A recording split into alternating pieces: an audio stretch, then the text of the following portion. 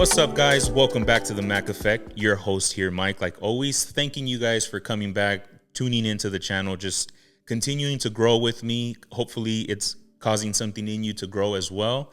And always trying my best, looking around, what great interviews, what great information can I bring to you guys? And with this particular guest, I'm pretty sure he had no idea I was eyeing him as a potential interview conversation. But to be honest with you, I love the fact that we all carry a story, that we all carry meaning of something. Now, sometimes we carry pain and we just allow it to just be pain. I'm the type of person that if we have pain, I have a strong feeling if we heal from it, we can convert it into purpose and it can help and uplift others. Hence why the Mac Effect is born. So with that being said, guys, I want to introduce to you guys a friend of mine that now he's my friend. I'm so glad that I was able to meet him. My friend, Doug. Hey, Doug. What's up, man? Thanks for coming on the podcast, bro. Yeah, thank you. Thanks for having us. I really appreciate it. So I'm going to give the viewers, the listeners, just a quick little background as to how I met Doug. So Doug has a daughter that is very close friends with my daughter, Genevieve. And, well, like any kid, they always want to hang out. They always want to have It's always the daughters. ice cream, boba, whatever. They're always wanting to hang out. And I came across Doug. And when I started talking to Doug, heard a little bit about his story. And I was like, dude, he doesn't even know, but I think he's going to come on the podcast. So here you are, man. I really appreciate that. And I'm glad that we met. I'm glad that we met. Yeah, same. Thanks for having me. I know I didn't know at the time either. I just knew our daughters had that common bond. Yeah. And then I started to hear about your story some, and I kind of pick up on those little signals that you're going through something similar that I went through, and just to be able to talk to you about that, it was really nice. So Awesome. Awesome. And before we even dig into those details and that part of the conversation, I do want to just know a little bit more about Doug, like his background. Doug, where are you raised? Where did you come from? Where are you raised? You know, a little bit of your childhood, just to kind of have a understanding of a little bit of your background. Yeah, absolutely. Born and raised California, but I was born in Northern California, East Bay. Okay. So I grew up a Raiders, Oakland A's fan. I'm sorry, everyone. But that's how I was. I went through, actually, it's a really long story, which we'll get into, but I was all California, but just back and forth. Like I tell people, I think I counted one time, I went to 7 schools growing up. Oh, my goodness. Yeah, I moved a lot. Wow. Yeah, so born mostly Northern California, went to high school up there, came down here for college, Chapman University. Okay, nice. And then I got married, had kids, got divorced, as the story usually goes, unfortunately. Yeah. And I know we can get caught up you're talking a lifetime, and what you just shared right now, like obviously a couple seconds, but you're talking a lifetime. I'm aware, life happens. We're in high school. You went to college, you mentioned, and then you married, had a family. Yep. Obviously, no one ever gets married thinking it's going to end in a divorce. Absolutely. Which is one of the reasons why I did wanted to bring you, because obviously going through the situation that I'm going through, which I'm going to be honest, I'm not going to share many details with my situation because since it's fresh and it's new, I want to process. I don't want to blurt things out and then I hurt the other party or I hurt myself, because we have kids. Yep. These little hearts matter. But I wanted to bring you in because I know we hear a lot about the women's side, like, well, he was this and he was that and this and that, but I don't hear a lot of the man side of, like, what did you feel? What were you going through? So, I mean, again, how long has it been since your divorce?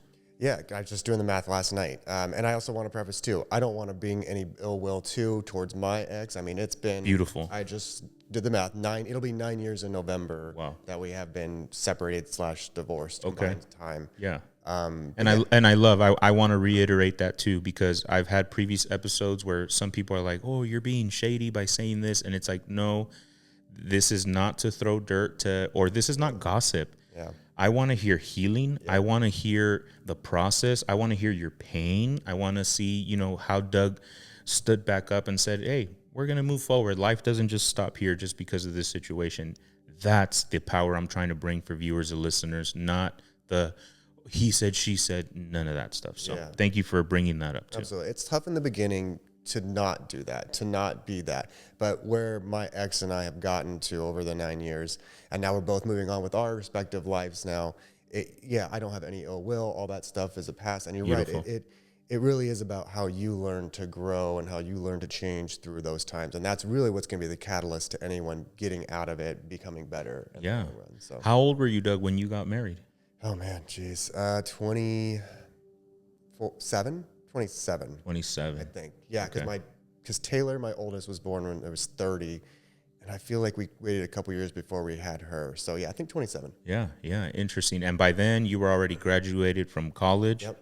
I had met her in my last few months of college. I took a break in between high school and kind of just did the community college thing. Yeah, But yeah. I'm still taking a break from college.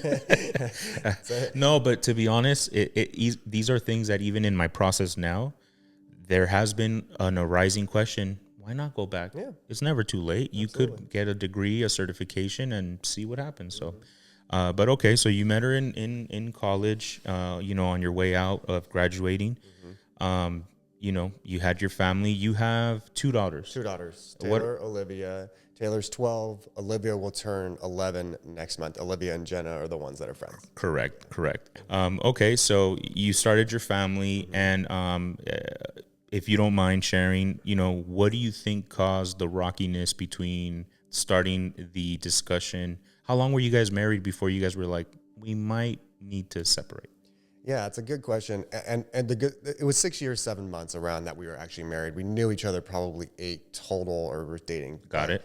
But I say that interesting because you said the discussion, and I think that was what we really lapsed in ours, right? When it got to the point of divorce, when we were finally, that was it. I don't think there wasn't like a 2-day window before it went from what seemed like things were okay to like, okay, we're getting a divorce. Wow. And that was shocking to me.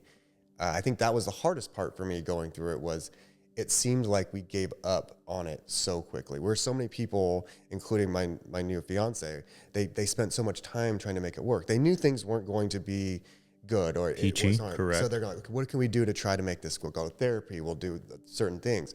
With me and mine, it was like, man, I felt like a week at the most that we were maybe struggling, and then it was like straight into divorce. It was hard. That's why I wanted to bring this conversation up. You see, because this has nothing to do with sex. Like, it's just the man side. This is relationship side. Like, there's the person that sees it from kind of like a blind side, and there's the other one that maybe doesn't, or internally there's a lot of feelings going on. For sure. That the reality is like you got to know what culture we're being brought up in. We are in a culture right now where it's almost like, do whatever makes you happy, and if you want to throw it away and just get a new one. Yeah. And in my grandparent generation, it's like, no, if it's broken, you try to fix it. But it's challenging because there's a lot of stuff that goes in between. We don't know exactly what happened in the marriage and all that stuff. But so 6 years, almost 7 years, this happens, and you feel like it kind of hit you from like a blind side. You're like, wait, just from 1 minute to another? Yeah, almost. I mean, I can remember the day I had feelings. Like I was kind of in this moment of like, well, I wasn't sure about, what love is and that kind of thing. I think these are normal feelings to have. And so I approached her. I had kind of written stuff down. It was like the first time I journaled anything. And I journaled out like all my thoughts. And some of them were like, I pride myself being a good dad. I want to try to be a good husband. I just a whole bunch of list of things. And I brought it to her attention, and that's kind of what the catalyst was. I think she took it as I was saying I wanted to quit, or I wanted to be done. But I didn't come in with that intention. I'm sure the way I must have said it didn't. But from that moment forward, it was kind of like hands up, we threw our hands up, and that was it. And like I said, that was hard because for the longest time, it's triggered some, like I've gone to therapy, abandonment issues in my past so that triggered all of that stuff for me, and it was really hard. And then I felt guilty too for my kids because why didn't we try harder, and those type of things. But yeah. So it was kind of like that, those feelings I had, I brought it to light. From there forward, there was no sadly saving it. We were just kind of on that path to go down. Okay. And I love it. Again, I don't know, you guys are kind of meeting me as I'm kind of still meeting him. It's not like we have a 10-year relationship and I know a lot of the background and the details of his situation.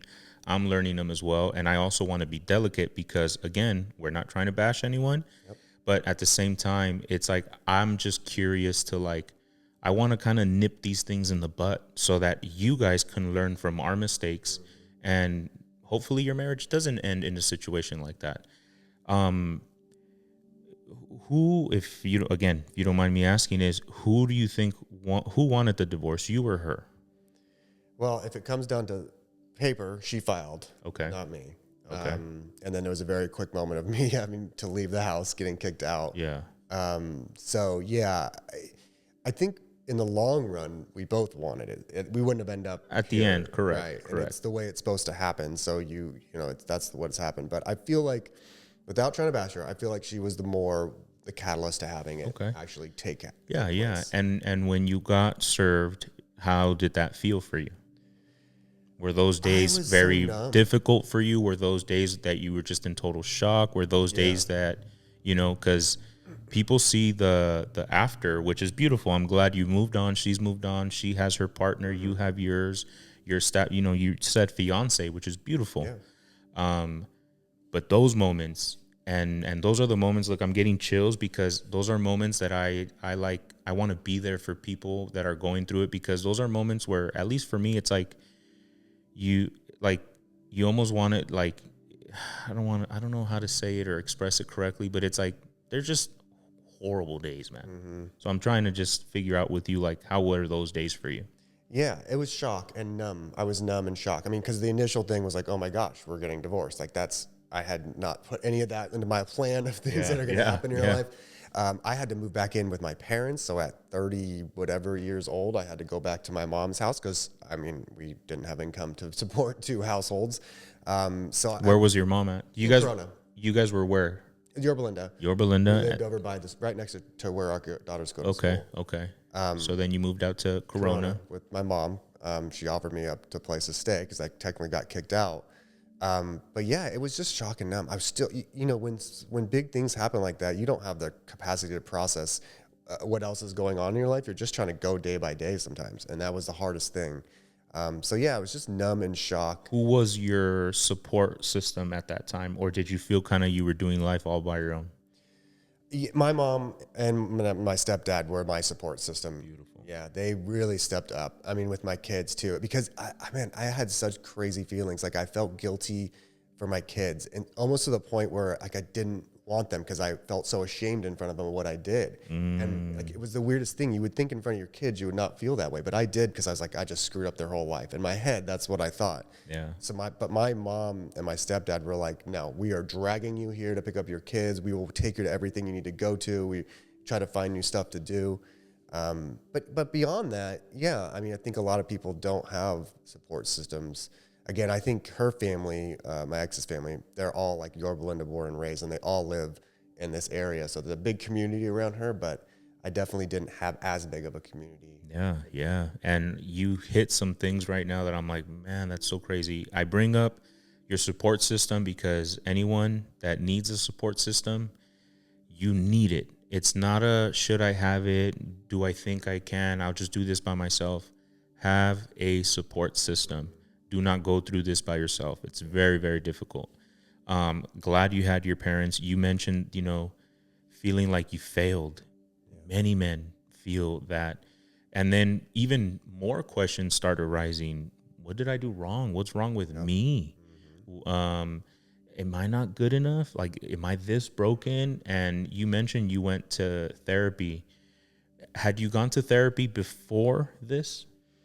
So we, when we were married, like, and I'm talking more individual. It doesn't. Okay. I'm not saying marriage. Okay. Yes. So as soon as we got separated and divorced, I moved to Corona. I decided I wanted to go to therapy. But before that, have you ever gotten therapy?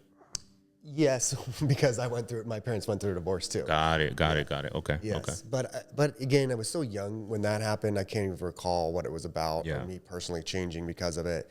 But for sure, when I first got separated, I went through therapy because I think more like that's the thing you should do. It felt like, right?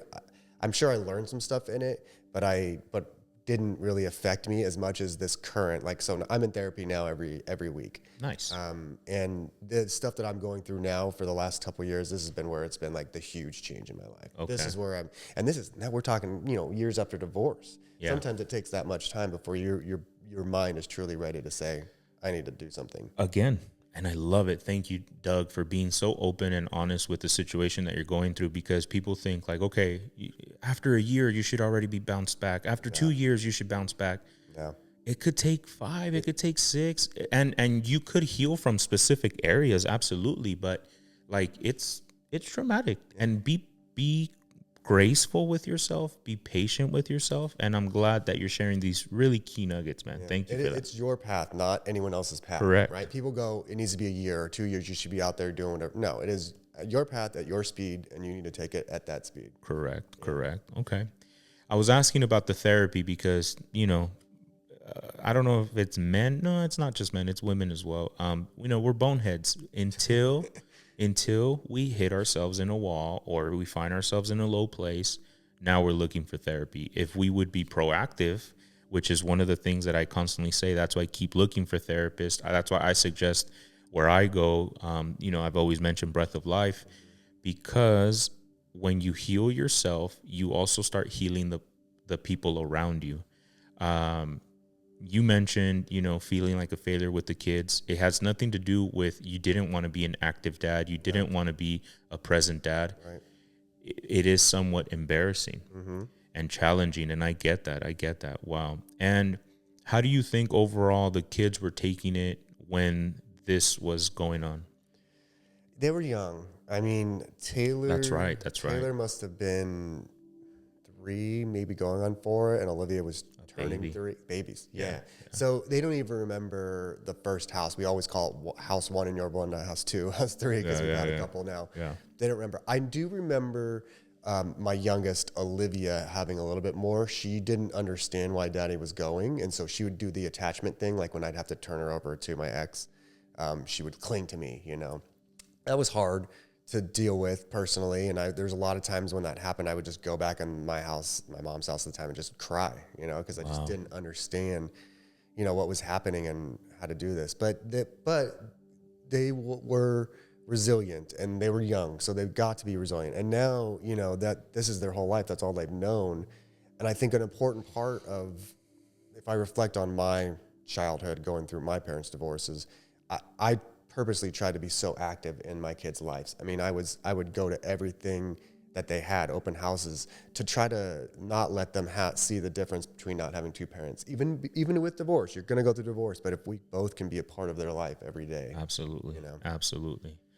Thank you again for sharing, because everything that you're saying right now, I'm learning, but at the same time, I want viewers and listeners to learn, which is why I bring you guys these great conversations, which is why I want to bring to you guys these moments, because I believe we all can learn from each other's story. Doug's not someone super famous that has 1 million followers on his social medias, but it's a story to say, you know what? I know what it feels like, men or women that are going through difficult times. Kid withdrawal is heavy. It's hard. You go back home, you cry. Like I saw a meme, not a meme. It was an Instagram story. I don't know the guy's name. But anyways, he's famous. And he was mentioning how he's like, everyone was telling me like, now that you're single and this and that. And little did they know, I would go back to my house, into my kid's room, and I would cry sometimes. Yeah. Because what would happen is I'm missing them. I'm not looking for a single life. I wasn't looking for this. They should be in their beds, and they're not here. And, you go through that emotional withdrawal. I share it again because I want all of us to have grace and mercy for one another. And if you feel like, oh, like poor guy, pray for them. God give them strength. Yeah. God bless them. God help them. Your story, whoever is getting touched by it, bless them. So you're going through this situation, and the kids are very resilient, which is something that my counselor and mentor tell me the same thing, which is tough because there's a part of you that's like, it's like, I know they are, but it's like, I don't want them to go through this. How do you deal with going through something you didn't want to go through, but you had to go through? like this divorce or something. How do you deal with it? One foot in front of the other, day by day, and you learn as you go. I mean, one step at a time. I love it. there's no, one step at a time. There's no equation for each. You can't just give yourself an equation. If you did these steps, you'd go through it. Everyone's is so different, from the stories that I've heard of.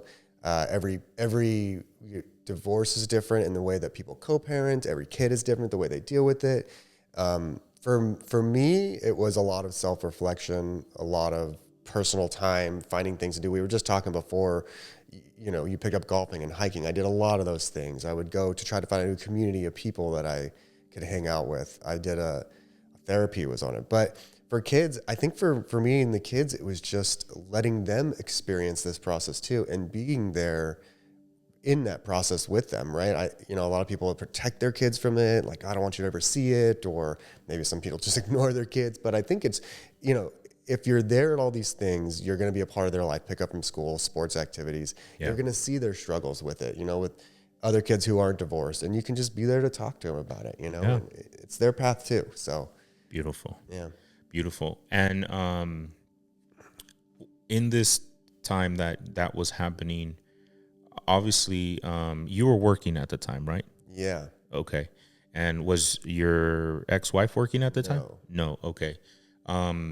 So, because all these things come into play, and I mean, the details don't matter at the end of the day, but work makes it difficult because it's like we still need income. Yep. How was that to juggle work and the kids for you? It was tough. I was a sole provider, and my job, I'd worked my way up to an executive level at an insurance company. And the insurance company was based in Scottsdale, Arizona, not here. So in order to be a part of these meetings, I had to not only be in Scottsdale a lot, I had to be all where my clients were in their conferences. I think I was on the road probably 75% of the time. Wow. Now, that doesn't help with a marriage. That makes it tough. Correct, so if we're already having issues, then that's only going to exacerbate it. But yeah, that was tough. So speaking of work and speaking of humbling moments and learning, when we got divorced or filed, that was a big part of why my custody didn't work out the way I wanted it to, because I was gone a lot. So I had to make the personal decision to quit that job. And that came with a lot of money that I had to give up to do it. But more important to me was being at my kids' stuff that I could do. So I took a job that didn't have a lot of travel. I mean, I took a huge cut in pay, but it was worth it to me. But that was also a humbling learning experience too, right? Absolutely. I mean, letting go of money is a challenging thing. I remember when I became a stay-at-home dad, our income went down a chunk, and then you have to readjust your lifestyle to the new income or whatever. But on a side note, I know for you it was urgent, it was very important for you to be involved in your kid's life. Where do you think that generates from you? Is it because you felt there was a lack of intentionality with you growing up with your parents, or is that just that you saw it a lot from your mom and dad that you're like, I want to do the same for my children? Yeah, now you're getting the good stuff. So it was from my childhood. Mm-hmm. So my parents both worked too. My parents got divorced as well. How old were you? 6 when it happened. Okay. 6, but they did let's try to make it work. They moved out, they moved back in, they did a lot. There was a lot of confusion and chaos because of that. But yeah, so they both worked, and then when they got separated, divorced, I was living in Northern California. My dad got a job in Southern California. So he moved 300 miles away, and they just couldn't be at everything, right? My mom had to work, so she couldn't go to soccer practices or soccer games. And then I just didn't get to see him. I mean, when my dad moved to Southern California, I had to get on a plane every other weekend. And I was on a plane to go do my visitation with my dad. And that's a lot of stuff where you're just missing out as a child. That's a normal routine child. So when I got to my divorce, sadly I had to go through that. I reflected back on that a lot. I'm like, there's no way I'll ever be where I'm not going to be right next to them. Like, until they're, 45, I will still be next to them or doing all their activities on a day-to-day basis. Yeah. So I took it from that, I guess. Dude, I mean, I I'm very impressed with your vulnerability. I'm very impressed with how therapy has opened your eyes. Like, you know, I went through this with my parents. Like, I can tell you have gone through healing because I know that it's sad to say, like, no one was really there, but I'm not excusing them because they should have been there for me. Nevertheless, I don't I don't hold it against them because I understood that mom had to go to work because we needed food on our table. Dad was 300 miles away, so we knew he wasn't going to come. And you being in a plane every other weekend, dude, not the normal, typical childhood. But through healing, now you've kind of forgiven that, moved on from it, and you're like, I can't change the past, but I can definitely change my present. So, Doug, good work, man. Like I'm very impressed. Again, one of the reasons why I wanted to bring you on. Doug, another question. This is just me being, I don't want to say nosy, but just interested. Do you practice a type of religion or no? I don't practice religion, but I'm heavily religious personally. Okay. So like I have a Bible I read books that are based on religious podcasts sometimes. I do believe in God, and I do believe he works in us and through us to make us better, but it is on us to meet him kind of halfway. We have to do our part too. Absolutely. I think a lot of people kind of get to that point where they almost throw their hands up and say, God will take care of it. Yeah, he will, but we have to do our own work. 100%. Right? We have to meet him. 100%. It's like, God, find me a job. Yeah, well. But it's like, it's not just going to land. You build your resume, build your cover letter, send out what is it called? Door knocker. What's it called when you go to door? Oh yeah, selling door to door. Yeah, like, do what you have to do, but 100%. I am a Christian. That's the religion that I do practice.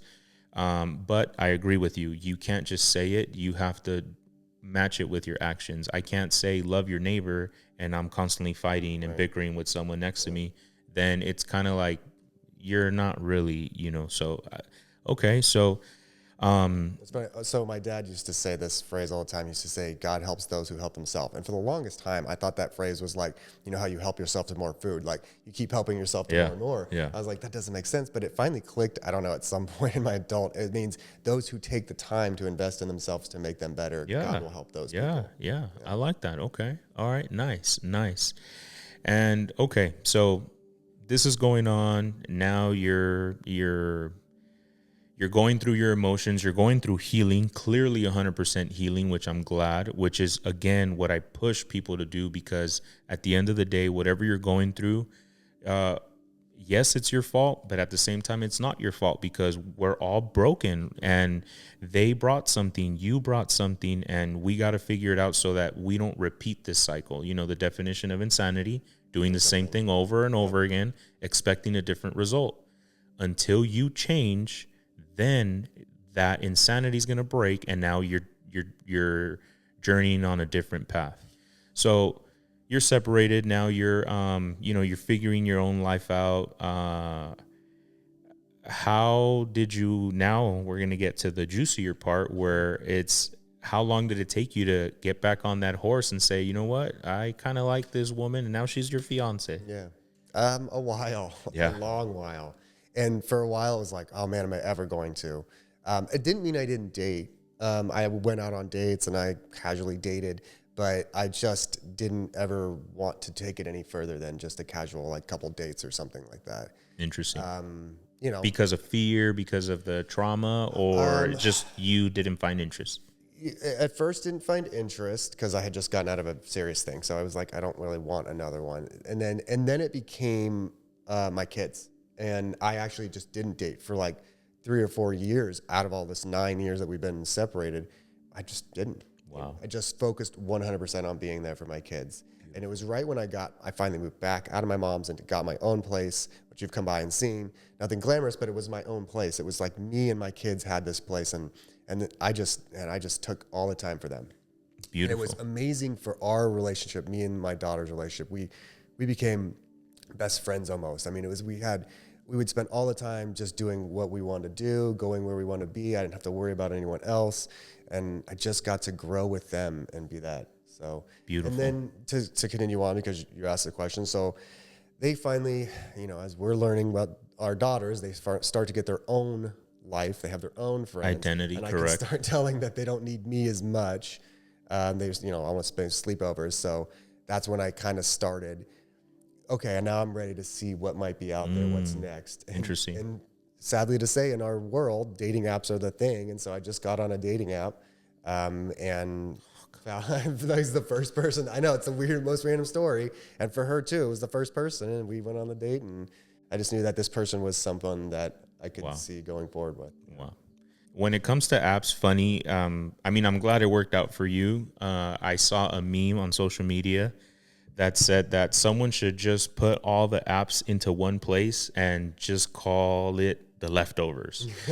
And I started cracking up. But, that's the reality. We are in technology days nowadays. You shouldn't limit your circle into just school, church, whatever it is, But I'm glad that worked for you. It took a lot. The first one, and was it kind of like embarrassing for you? Like, oh, I can't believe I'm signing up to an application. That's what took a lot. Is that getting over that initial, I was like, there's no way. I'll find someone else. I'll go to a bar. I'll go to church. I'll go to whatever. I'll find it that way. But yeah, it's harder nowadays, I think. Even when you're out at the fields or the sports fields, it's just, I don't know. People aren't looking the same way. But yeah, I had to get over that. Okay, I was like, fine, I'll just do it. I'll do this one.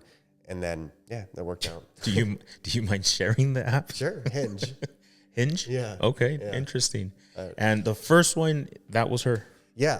The first one that popped up, I remember her picture. I could still tell her all the time. It's like this one where her head's turned. And I was like, okay, I like that. And I talked to a couple other people on it after, but she was always the first one and the only one that I ever went on a date with from it too. Interesting. Yeah. Wow. And, okay. And, how long have you been with her now? So yesterday was our month anniversary. So 2 years and 3 months. Month anniversary. I know. Well, we have it on our phone just to remind us. Now that we're engaged, I'm sure it's going to get less important to have a month anniversary. But yeah. So that's awesome. Yep. And how's the new relationship working out for you? Was it scary for you to kind of get back on the horse, or was it something that you're like, I'm very glad I'm doing this? Obviously you're engaged, so you're going to get married again. You're not afraid of being married again, but was it scary to get back out there again? Yeah, good question. For multiple reasons. It wasn't scary to start dating. I was excited to do that, but it was starting to get scary, or I shouldn't just, it's a great relationship. It's amazing together. I'll preface with that, but there are things that it gets scary, right? I'm about to introduce my daughters into a new world. Absolutely. With them. And like I just said, we took 3 years to just be us.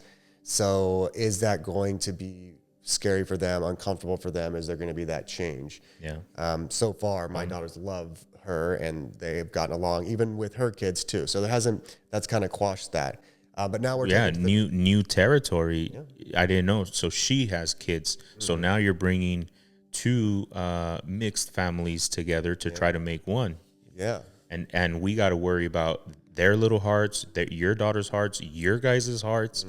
It's a lot of stuff to vary. And I'm sorry to cut you off, but it's just, these are territories that are new. Yep. I'm sure all this was new to you, that you're like, I want to make sure I don't cross boundaries or do this or do that. And here you are. So I'm just like very interested. Yeah. So right now, before I cut you off, I'm sorry, you were actually going to mention something.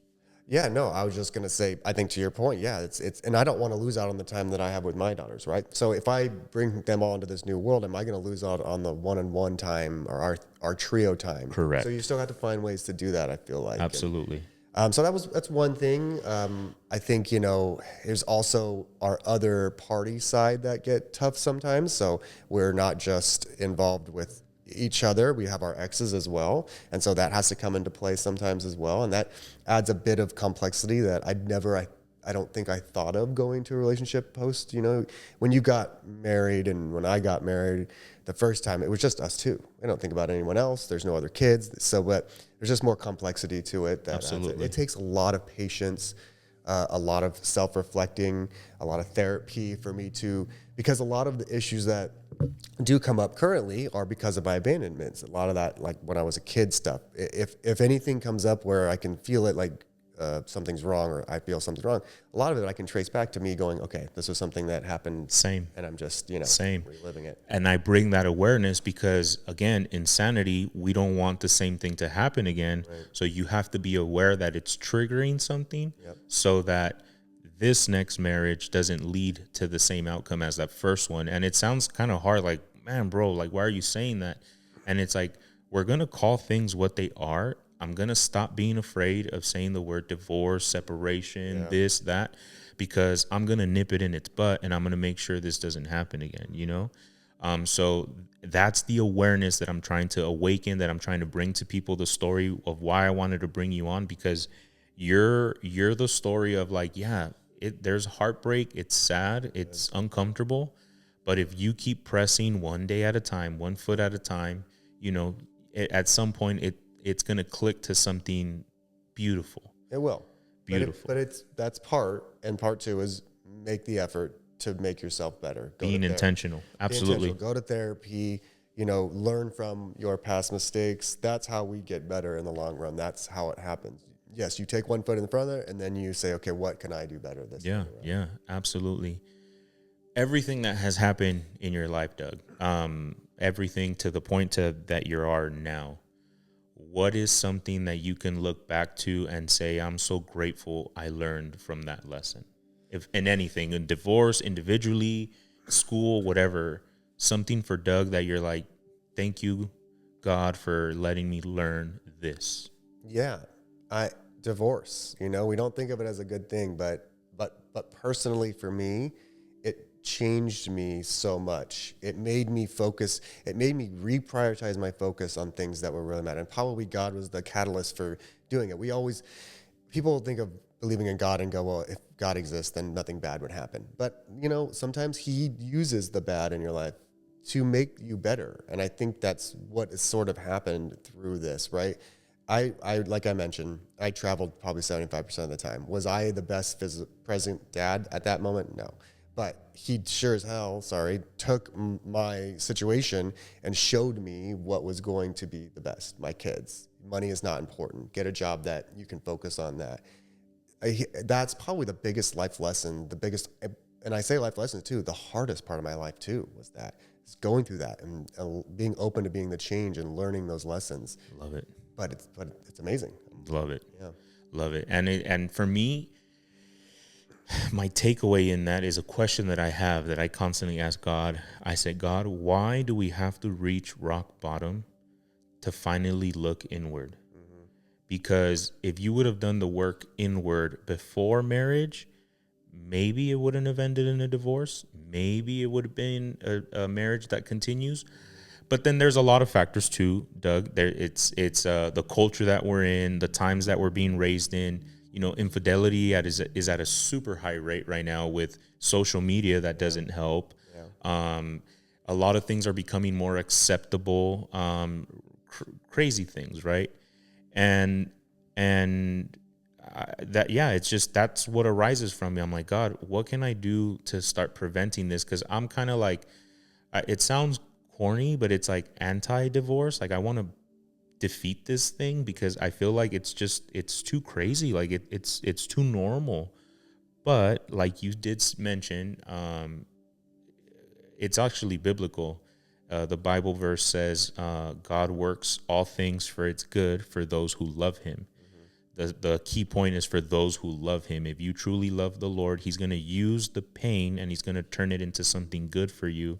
And in your cases, you learned how to value more your family, your daughters, yourself. Mm-hmm. You realized abandonment issues that eventually you're like, this is what's going to make me a better father, because I see it, bro. I mean, just the way your daughters approach you, the way they hug you. I almost want to get sentimental right now, but it's just, to me, the importance of a father. Mm-hmm. I see it, how crucial it is in a boy or in a girl. Absolutely. They need a father. Yes, they need a mother. Don't get me wrong. They need a mother. They need both. That's the reason why God did both. But when a father presence is there, like the statistics are there, Doug. Oh, yeah. Yeah, without fathers and the kids' lives and how bad their lives, absolutely. Yeah. The statistics are there, and it's like, my goodness. for me, I see your daughter. Man, I love that she went with Genevieve for her birthday party. We brought her to dinner with her, and the way she behaved and conducted herself, I was like, wow. And then she was sharing things to me, and I'm like in the stages of like just learning this stuff. So to me, I'm like, huh? Like what? Like your dad's fiance and all this. I'm like, what? And but it goes to show that when you have love, all that stuff turns into something great. Absolutely. Having that love in the family and the life, and it doesn't go away just because marriage ends. You find your own love with your own kids, and you continue to show them love every day, and that'll reflect out for sure. And when it comes to self-love for yourself, I know earlier you mentioned you start discovering things, golf, which he was flexing on me earlier. He's like, I can play a whole 18 holes and I don't lose a ball. And it doesn't mean that the ball is always on the fairway, but I find it. And I'm determined to find that ball because I want to last. And I told him, I said, bro, I could lose 20 of them and I'm still trying. But nevertheless, how difficult was that for you to start building that self-love for yourself? Hard and a long time to do, Is it still hard or not really? It is. It's still hard. You get better at it though. You catch yourself. I think you just, especially when I was going through the divorce, you get in a downward spiral, right? Like you get in nothing's going to change. I'm always going to be like this. Yeah. I'm not going to ever get myself better to where, I'll be back to normal. And it's just easy to do that. It's so easy to stay in the negative, but you really do have to work hard. And it's a lot of, like sad to say, self-help books or positive podcasts or just things like that. Being intentional, where you start catching it. You're like, oh, this is me just being negative. It's not really true. Yes. And then it just starts flowing to more positively type things. Correct. Beautiful said. Doug, we've already been a little bit over 50 minutes ish.